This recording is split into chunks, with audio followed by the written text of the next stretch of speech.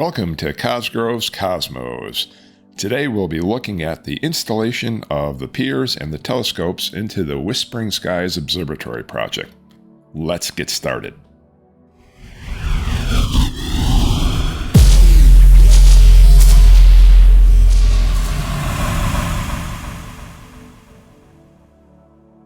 Before installing the steel piers, I wanted to clean up the pier foundations a bit. We had cut away the excess sonotube, but what was left was a little bit rough looking, and I wanted to see if I could clean that up a bit. And this is what the pier foundation looks like. We have the pier foundation down in here, and then along the edge right in here we have the slab, and there's about an inch or so of isolation between them where there's just the gravel fill. My plan here is to excavate some of the edge here, get some of the gravel fill out, create a little bit of an opening. At that point, I'm going to use this foam pipe insulation. I'll compress it and put it into that gap. That's going to seal up the edge right around the foundation right here. Now, this doesn't look exactly as nice as I'd like it to look, so I'm going to be lining this with an indoor-outdoor carpet. In order to make that work, I've created a template.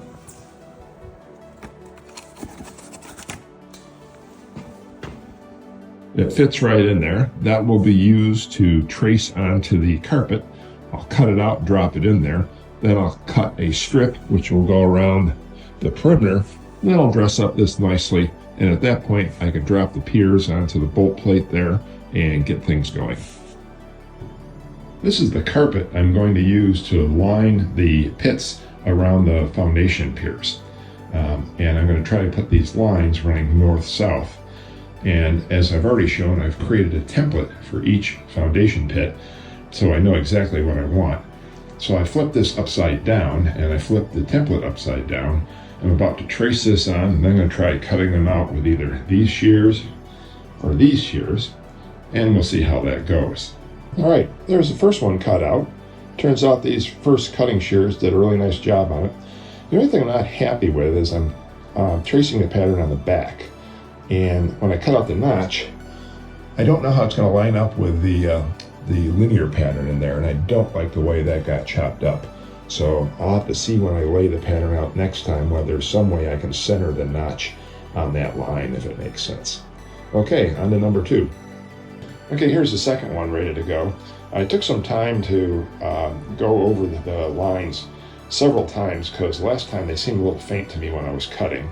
So they're a little bit more prominent now, and I didn't have to worry about the notch that I'm cutting out for the electrical because it's now orthogonal to the linear pattern, so it should come out okay. Okay, there's number 2. That came out okay. These shears are working out really well. The only thing that's a little bit difficult is starting the center, trying to get the hole out of the donut. You have to kind of force that through. And in forcing it through, I ended up slipping, and first casualty of the day. Let's hope there's no more. Now on to number 3. All right, there's number 3, no more flush wounds. There is the last one. We'll have to see how they look in the observatory a little bit later today. Okay, the next step is I'm taking another stretch of carpet, same kind, same color, and I'm cutting a 6-inch strip from the entire carpet. I'm going to use this to line the inside edge of the circular slab around the pier area. And I'm cutting one that's 6 inches wide just to see how it's sitting in there and how this is going to work out. So this is kind of a test strip. And here's the first carpet ring installed into one of the foundation areas. It fits pretty nicely, so I think it's going to work out fine. Here's the 6-inch wide strip that I've now installed inside the inner perimeter. It's fitting fairly loosely right now, but it looks like it should work. It is a little bit tall, and each one will have to be marked and custom cut since the depth is slightly variable. Working this low to the ground is not something I can do with my bad knees, so my wife is helping me out here, and that was very much appreciated. You'll see how that came out in a little bit. I was really eager to get these piers up into the observatory, and I decided I could do it myself. I loaded one into a heavy-duty garden cart that my wife had, and I thought I could just haul it up the hill. Unfortunately, we have about 10 inches of snow and a 2-inch icy crust about a few inches down. So as I began to pull it up the hill, it just buried into the snow, and it was a horrible ordeal getting that to the top. By the time I got to the top of the hill, I was completely exhausted, and I just barely got the 90-pound pier inside the observatory. I decided I was going to have some help. That help came when the construction crew came one day to work on the siding and offered to move the piers up and install them for me. They made it look distressingly easy. They just slung it on their shoulder, walked it into the observatory, walked over to where the foundations were, and simply just dropped them very easily and casually onto the bolts. I practically killed myself getting one up there, and I was a little irritated how easy they made it all look. Carrying these monsters around was hard enough, but when you had to drop it onto the bolts, that's a tricky operation. You don't want to mar the bolts. But they simply walked over and gently set it down just like it was nothing.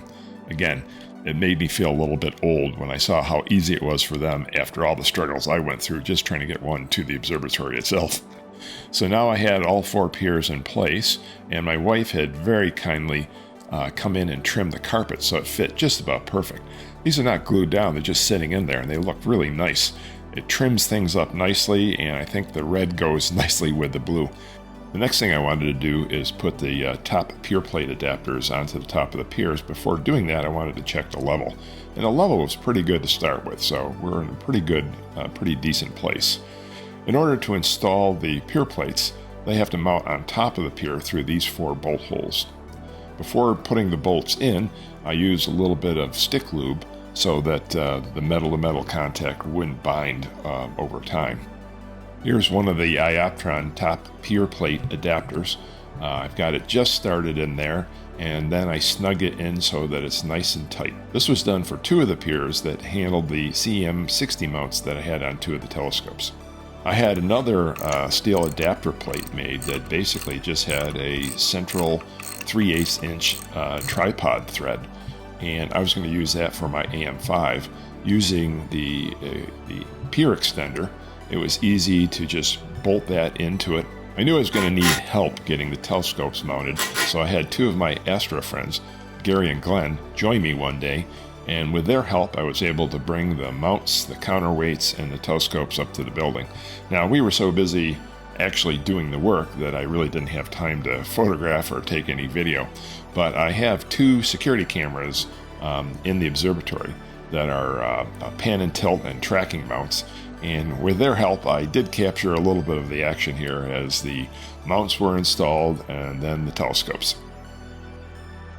Here we're installing the first CEM60 mount. We put it on, and we put on the counterweights and had that pretty much set for the scope. Then we went and did the second one, and we decided to put the second telescope on first. This is my Astrophysics 130, and with Gary's help we were able to slide that in and get it secured.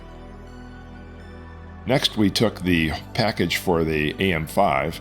The OTA and the mount were small enough for one person to carry up the hill. Glenn carried it up the hill, and now we've got that mounted.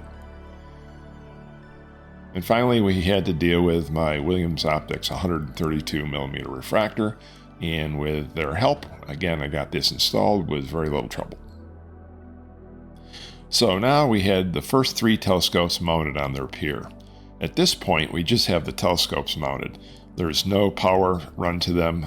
We haven't worried about the mounting the computers or the cables or any of that. We just physically have mounted them. But it felt good to see telescopes sitting on piers inside the observatory for the very first time.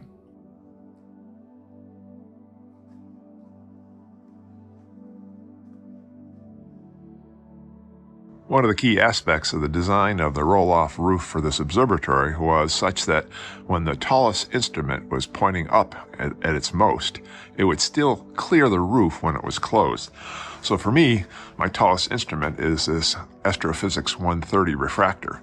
And as you can see here, we're clearing that by about 2-3 inches, so we have plenty of clearance.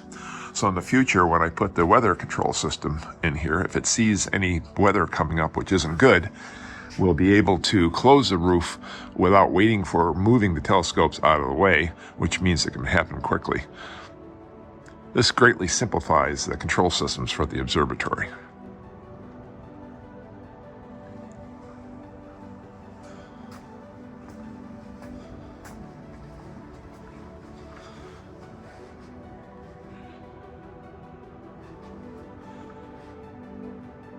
Next thing I had to do was get the telescopes all wired up. This consisted of taking a mini computer, which I gel taped to the pier temporarily, and then getting all the power and USB cables strung up for that, which made kind of a mess. But there was a method to my madness.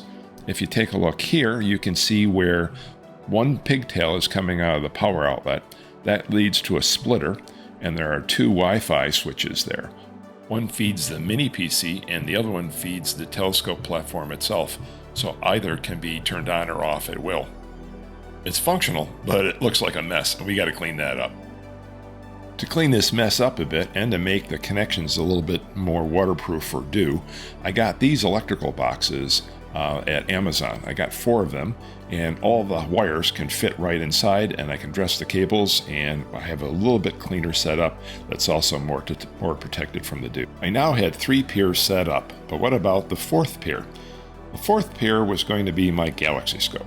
This is a brand new scope with a brand new mount, and I wanted to set it up for the very first time. So we're starting off with an Ioptron CEM70 mount. This would be mounted similar to my other Ioptron mounts, where I'm going to take an adapter plate, put it right on top of the pier. Here's the adapter plate setting on top of the pier. And now I'm going to take the 4 bolts, and once again I'm going to use stick lube before I put them in. And then I'm going to bolt the top plate firmly onto the top of the pier, at which point I'm now ready to put the CEM70 base unit on the top of that. The CEM70 is bolted to the top plate with 2 main bolts, one on each side of the mount. At this point I can set the altitude for my location, and then I can install the counterweight shaft and the counterweights. At this point I'm pretty much ready to start installing the new OTA. The telescope I've chosen for this 4th pier position is the Sharpstar SEA 260 version 2. This is a 1300mm focal length f5 scope, which I think will work out great as a Galaxy scope for my observatory. Alright, I just lugged this beast up the hill, brought it in the observatory and set it down on my mobile cart, which is turning out to be really handy as I'm taking scopes up and off the mounts. I'm getting ready to install this on my new CEM70 and start getting things organized. Before I do that, I like to do something on the Losmandy rail. I like to put one of these things, clamp it on the end, so that as a single person handling a heavy scope and I slide it down into the groove here, I don't have to worry about slipping and falling all the way through. It acts as a safety brake. And then as I'm balancing, I can figure out the right position for it. I can use that as a reference so that when I remove the tube assembly from the mount, when I put it back on, I haven't lost my balance point. So we're going to do that next. I've now turned the telescope upside down, and I took one of my Losmandy clamps, a little bit different one than I was going to use, but this one, clamped it on right at the end of the rail nice and tight, so as I slide this in, I don't have to worry about going too far. I got the scope up there. It's a little heavy for one person, and a little awkward, but I managed to get it up there. And again, this thing saved me because as it's sliding down, it catches, and then it gave me a chance to get in here and really tighten these down nice and tight. Now, this isn't the right position for it. I have to do some balancing, so I'm going to try to do that next. Okay, I've now balanced the declination axis, and then I move this clamp back down to preserve where that spot is, but we're balanced pretty well now. Now the next trick will be to get these balanced out for the right ascension axis. Now I got a pretty good balance on the right ascension. I'm glad I got the extra weight. You definitely need it for this particular telescope. Now this balancing is pretty rough because I'm going to be adding cables and other things on, but I wanted to put something on so that the mount wasn't stressed. But now I have enough that I can start to go forward. I gotta say, as I planned my observatory, I was pretty obsessive on looking at my dimensions and trying to figure out if I had everything optimized. I was very careful to look at the placement of the 4 piers relative to each other, relative to the walls, and relative to the roof to get a better understanding for what my sight lines were and what I was going to be able to see and what I was not going to be able to see.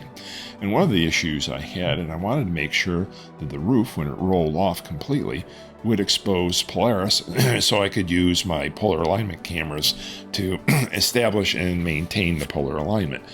It had to be able to see it. So the telescope has to be able to see Polaris. Now, I have a fairly high roof because of the snow loads. I tried to roll it fully off of the observatory, although I couldn't do that because of the motor. But I was pretty sure that everything would be able to see Polaris. And now, since I have the scopes on the piers and ready to look at the sky, my first clear night I went out to check that out, and son of a gun, my northmost piers, when you look towards the north over the roof, they in fact could see Polaris, so I felt pretty good about that. Then I uncovered my polar alignment cameras, only to remember that the polar alignment axis is on the mount axis, not on the optical axis, and that's about 10 inches below. And that was my first major screw up, because my polar alignment cameras for my northmost telescopes see the end of the roof, not Polaris. So now I had a new problem. Fortunately, Nina has a 3-point solution for polar alignment, which turned out to work very nicely for me, and that solved my problem. Nina's 3-point polar alignment was actually pretty easy to use, and as you can see in this IR security camera view, I basically could see the results from my big screen on the observatory computer, and I went and tweaked the mount until I dialed in what looked like a pretty decent initial polar alignment. I then did the same thing again for the other scopes, and in this particular view, we're looking at me doing it on my FRA 400, and a little bit less convenient since it's a little bit further away, but even still I was able to dial things in and get a pretty decent alignment. I can't tell you how good it feels after all this time to see all 4 piers mounted, 4 telescopes mounted on the piers, hooked up with computers, having done the initial polar alignments. Everything is pretty much ready to go. I've got a little bit more tweaking to do to get things dialed in for Nina. Now we just have to wait for some decent skies and we can have first light on all 4 telescopes in the new observatory. Thanks so much for spending some time with me today. This is Pat Cosgrove signing off for Cosgrove's Cosmos, wishing you clear skies and excellent seeing.